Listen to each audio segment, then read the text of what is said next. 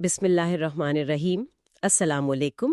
آج ہم ایک بہت ہی گہری اور فکر انگیز کتاب کے تعارف پر بات کرنے والے ہیں۔ یہ کتاب ہے غلام احمد پرویز کی اسلام ایک چیلنج مذہب کو۔ اس کتاب کا تعارف پڑھتے ہوئے ایسا محسوس ہوتا ہے جیسے آپ کسی عظیم تاریخی ڈرامے کا پہلا آپ کہہ لیں منظر دیکھ رہی ہوں۔ پرویز نے انسانی تاریخ کو ایک المناک داستان کہا ہے، ایک ایسی کہانی جو بار بار دہرائی جاتی ہے۔ آج ہماری گفتگو کا مقصد یہ سمجھنا ہے کہ اس کتاب کے مطابق انسان کی بنائی ہوئی عظیم الشان تہذیبیں اپنی تمام تر ذہانت اور کامیابیوں کے باوجود آخرکار خود اپنے ہی ہاتھوں تباہی کا شکار کیوں ہو جاتی ہیں۔ آئیے اس پیچیدہ سوال کی گہرائی میں اترتے ہیں۔ جی، اور یہاں دلچسپ بات یہ ہے کہ پرویز تاریخ کو صرف بادشاہوں، جنگوں اور تاریخوں کے ایک سلسلے کے طور پر نہیں دیکھ رہے۔ ان کے نزدیک تاریخ انسان کے اندر کی دو طاقتوں کی ایک مسلسل جنگ کا میدان ہے۔ ایک طاقت وہ ہے جو کچھ نیا بنانا چاہتی ہے، تعمیر کرنا چاہتی ہے، اور دوسری وہ ہے جو ہر بنی بنائی چیز کو تباہ کرنے پر تلی ہوئی ہے۔ یہ تعارف اسی اندرونی کشمکش کو سمجھنے کی کوشش کرتا ہے۔ بالکل، کتاب کا آغاز ہی اس بھاری بھرکم خیال سے ہوتا ہے کہ انسانی تاریخ قوموں اور تہذیبوں کے عروج و زوال کی ایک لمبی داستان ہے۔ یہ کوئی ہلکا پھلکا آغاز نہیں ہے۔ پڑھتے ہوئے ایسا لگتا ہے جیسے مصنف ہمیں کہہ رہا ہو کہ تیار ہو جاؤ، ہم انسان کی سب سے بڑی ناکامی کی کہانی سننے والے ہیں۔ جی، اور وہ فوراً اس ناکامی کی وجہ کی طرف اشارہ کرتے ہیں۔ پرویز کا نقطہ یہ ہے کہ انسان کے پاس تعمیری ذہانت کی کوئی کمی نہیں ہے۔ ہم نے پہاڑوں کا سینہ چیرا، سمندروں پر قابو پایا اور ایسی ٹیکنالوجی بنائی جس کا تصور بھی مشکل تھا۔ لیکن ان تمام کامیابیوں کے ساتھ ساتھ ہمارے نظریات یا ہمارے جینے کے انداز میں کوئی بنیادی، کوئی موروثی کمزوری موجود ہے، اور یہی وہ کمزوری ہے جو آخر میں ہماری تمام محنت پر پانی پھیر دیتی ہے۔ یہ تو ایک بہت بڑا تضاد ہے، یعنی ہم بنانے والے بھی خود ہیں اور بگاڑنے والے بھی خود۔ جب میں یہ پڑھ رہی تھی تو میرے ذہن میں ایک عجیب سی تصویر بنی۔ ایسا لگا جیسے کوئی ماہر ترین معمار ایک شاندار فلک بوس عمارت بنائے، اس پر اپنی زندگی کی ساری محنت لگا دے، اور پھر جب وہ مکمل ہو جائے تو خود ہی اس کی بنیادوں میں ڈائنامائٹ رکھ دے۔ بالکل، یہ تو پاگل پن لگتا ہے۔ اور آپ کی یہ مثال بالکل درست ہے۔ پرویز کے نزدیک یہ پاگل پن نہیں، بلکہ ایک ایسا پیٹرن ہے جو بار بار دہرایا جاتا ہے۔ وہ کہتے ہیں کہ وہ ڈائنامائٹ کوئی باہر سے نہیں لاتا، وہ معمار کی اپنی جیب میں ہوتا ہے۔ یہ کمزوری اس نظام کا حصہ ہے۔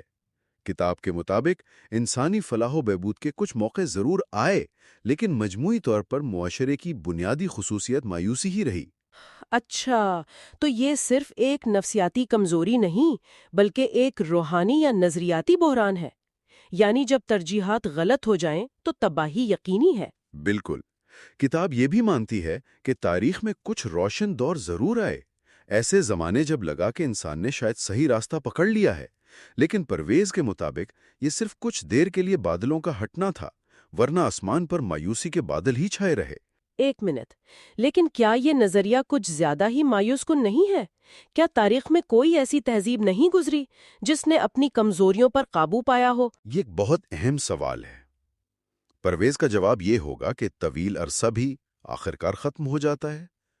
وہ مانتے ہیں کہ ہر دور میں انسان ایک عظیم تہذیب بنانے کے لیے اپنی جان لڑا دیتا ہے۔ یہ ان کی امیدوں اور خوابوں کا مرکز ہوتی ہے۔ لوگ نسل در نسل قربانیاں دیتے ہیں، اس امید پر کہ ان کی بنائی ہوئی یہ دنیا ظلم، ناانصافی اور غلامی کو ہمیشہ کے لیے ختم کر دے گی۔ اور یہ ایک بہت خوبصورت خواب ہے۔ کون نہیں چاہے گا کہ دنیا ایسی ہو جائے؟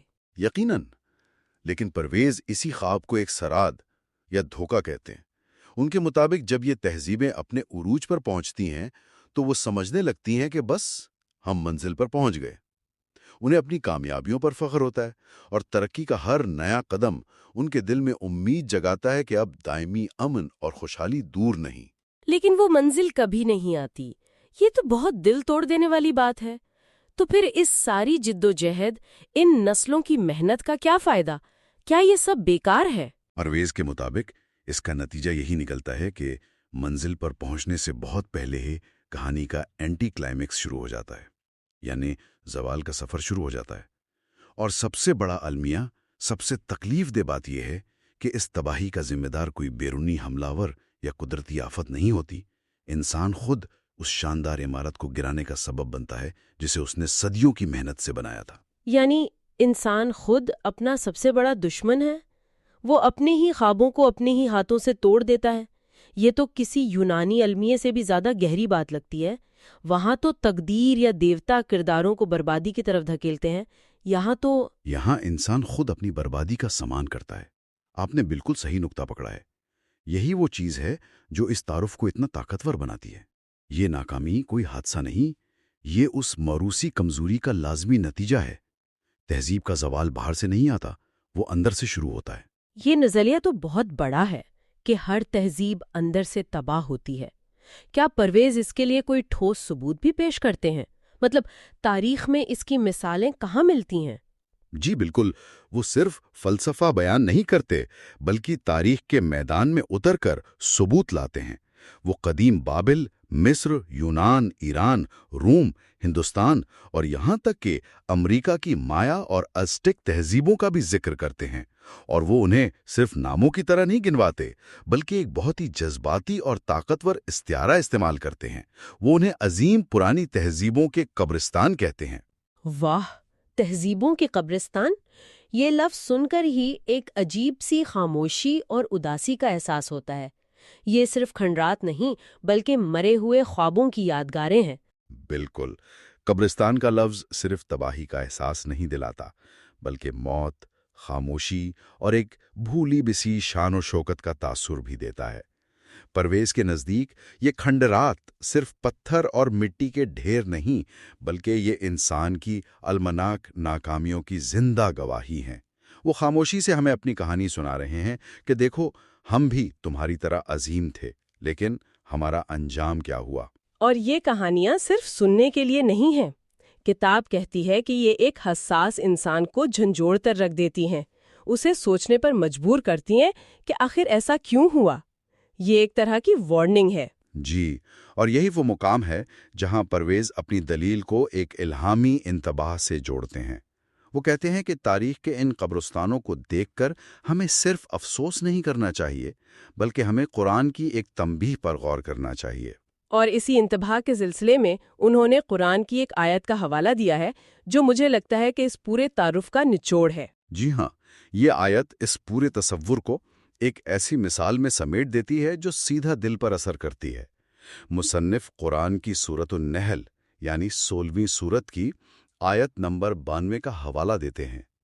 وَلَتَكُونُوا كَالَّتِي نَقَضَتْ غَزْلَهَا مِنْ بَعْدِ قُوَّةٍ أَنْكَاثًا، جس کا ترجمہ ہے، اور اس عورت کی طرح نہ ہو جانا جس نے بڑی محنت سے اپنا سوت کاتا اور پھر اسے مضبوط کرنے کے بعد خود ہی ٹکڑی ٹکڑے کر ڈالا۔ یہ ایک حیرت انگیز تمثیل ہے۔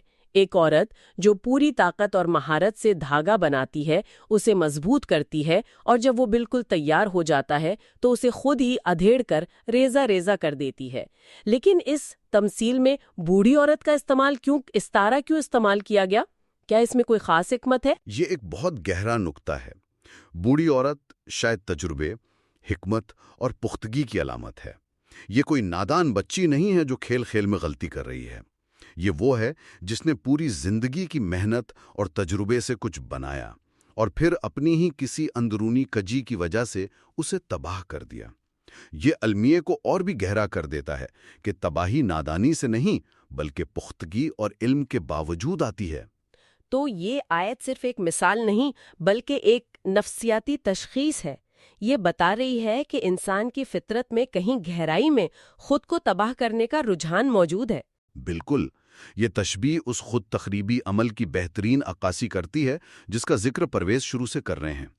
تہذیبیں بھی اسی طرح صدیوں کی محنت، علم اور قربانیوں سے کاتی جاتی ہیں، اور جب وہ اپنی مضبوطی اور کمال کو پہنچتی ہیں تو انسان کی وہی موروثی کمزوری اسے ٹکڑے ٹکڑے کرنے پر مجبور کر دیتی ہے۔ تو آج کی ہماری گفتگو کا خلاصہ یہ نکلتا ہے کہ غلام احمد پرویز کے مطابق انسانی تاریخ بنیادی طور پر تعمیر اور تخریب کے ایک ناختم ہونے والے چکر کا نام ہے، اور اس کی وجہ کوئی بیرونی طاقت نہیں بلکہ خود انسان کے اندر موجود ایک گہری نظریاتی کمزوری ہے۔ بالکل، تہذیبیں ہمیشہ قائم رہنے کے خواب کے ساتھ ابھرتی ہیں۔ وہ خود کو انسانیت کی آخری امید سمجھتی ہیں، لیکن اکثر اپنی تباہی کا سامان خود ہی پیدا کرتی ہیں۔ وہ اسی بوڑھی عورت کی طرح ہے جو اپنا کاتا ہوا سوت خود ہی ادھیڑ دیتی ہے۔ اور پرویز اس تاریخی پیٹرن کو اپنی کتاب کے مرکزی خیال کی بنیاد کے طور پر استعمال کرتے ہیں۔ یہ تعارف قاری کے ذہن میں کئی سوالات چھوڑ جاتا ہے۔ سب سے بڑا سوال یہ ہے کہ آخر اس کمزوری کی اصل حقیقت کیا ہے، اور سب سے اہم، کیا اس المناک چکر کو توڑنے کا کوئی راستہ بھی ہے یا نہیں؟ اور یہی ایک اچھے تعارف کی نشانی ہے۔ وہ آپ کو صرف معلومات نہیں دیتا، بلکہ آپ کے اندر مزید جاننے کی ایک تڑپ، ایک بے چینی پیدا کر دیتا ہے۔ وہ آپ کے سامنے ایک ایسی پہیلی رکھتا ہے جسے حل کرنے کے لیے آپ پوری کتاب پڑھنے پر مجبور ہو جاتے ہیں۔ یہ پڑھ کر انسان واقعی سوچ میں پڑ جاتا ہے۔ ہم آج کل ترقی، گلوبلائزیشن اور پروگریس کی اتنی بات کرتے ہیں، ہماری تہذیب ٹیکنالوجی کے عروج پر ہے۔ کیا یہ سب بھی اسی پیٹرن کا حصہ ہے؟ یہ خیال تھوڑا پریشان کن ہے۔ مصنف نے انسانی کوششوں میں ایک المنا خامی کی نشاندہی کی ہے۔ اگر بابل سے لے کر روم تک کی عظیم تہذیبیں اسی نمونے پر چلتی رہیں تو اس کا ہماری آج کی جدید ٹیکنیکی اور عالمی دنیا کے لیے کیا مطلب ہے؟ کیا ہم بھی اپنی تمام تر سائنسی ترقی اور تاریخی علم کے باوجود صرف ایک ایسا سوت کاٹ رہے ہیں جسے شاید ایک دن ہم خود ہی ادھیڑ دیں؟